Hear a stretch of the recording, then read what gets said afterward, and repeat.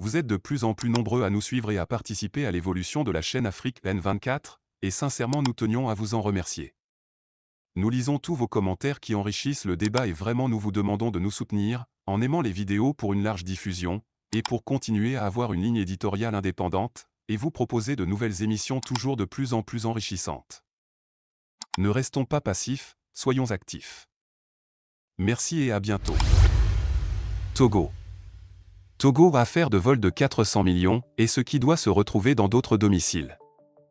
Au cœur de ce scandale financier au Togo se trouve un montant considérable, 400 millions de francs CFA, présumément dérobés au domicile du ministre Kodjo Adedze, situé dans le village de Kovié, dans la préfecture de Zio. Cette révélation a provoqué des réactions vives, y compris celle du député Géry Tama, qui souligne l'importance de l'intervention de la justice togolaise pour faire la lumière sur cette affaire et informer le public. La première réaction du député est empreinte de consternation face à cette somme colossale dérobée alors que de nombreux jeunes Togolais se retrouvent dans une situation de précarité, contraints à la mendicité pour survivre. Il exprime ainsi sa désillusion face à la situation actuelle du pays, où les scandales financiers semblent devenir monnaie courante. Il s'interroge sur ce que l'information ne dit pas, à savoir si d'autres sommes importantes sont dissimulées dans d'autres domiciles, dans une atmosphère d'opacité qui semble s'étendre. Le député Tama pointe également du doigt le potentiel impact positif qu'une somme comme celle-ci aurait pu avoir si elle avait été investie de manière productive. Il évoque la création d'entreprises, la génération d'emplois, ou le financement de projets bénéfiques pour le pays. Il souligne que, dans de telles circonstances, on pourrait légitimement se demander pourquoi pas.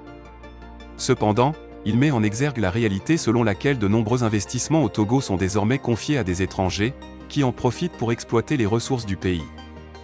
Tandis que certains concitoyens accumulent des richesses illicites, contribuant ainsi à appauvrir la population.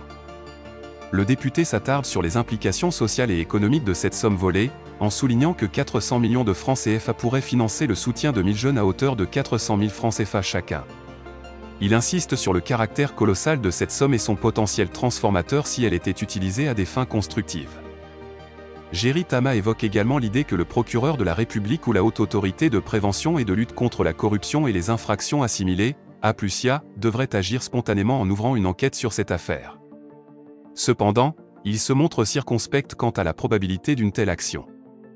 Il laisse entendre que la réalité politique et judiciaire du Togo pourrait rendre une telle enquête improbable. Enfin, le député souligne la dimension politique de ce scandale, en mettant en avant la question de la responsabilité du ministre impliqué.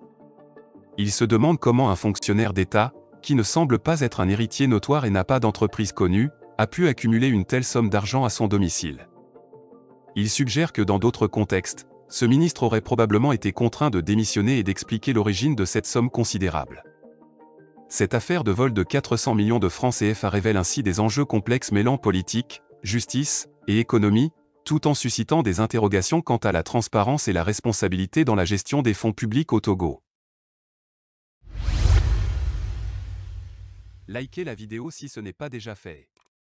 Laissez aussi votre point de vue en commentaire. Abonnez-vous et cliquez aussi sur la petite cloche de notification pour ne rien rater de nos prochaines vidéos. N'oubliez pas de partager aussi la vidéo et de la liker.